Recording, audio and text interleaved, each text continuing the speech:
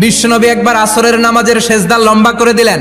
সাহাবারা বললেন, নবী নামাজের পরে ধরলেন অসুস্থ হয়ে গেলেন নাকি, অথবা কোরআনের আয়াত সেজদা অবস্থায় নাজিল হয়ে গেল নাকি? আসরের সেজদা তো এত লম্বা করতে কখনো দেখি নাই রে নবী। বিশ্বনবী বললেন, না, অসুস্থ হই নাই, কোরআনের আয়াত নাজিল হয় নাই। আমি যখন সেজদায় লুটিয়ে পড়েছি, আমার কলিজার টুকরা নাতি হাসান আমার কাঁধের উপরে চেপে বসেছে।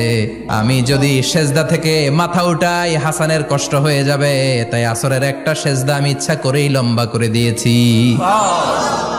কি মায়া ছিল নাতিদের সাথে, যে নবী হচ্ছে সব নবীদেরও সর্দার, ওই নবীরে ঘোড়া বানায়া, বিশ্বনবীর বাবরি চুল ছিল তো, ওই চুল ধরে এরকম ঘোড়া ঘোড়া খেলতো।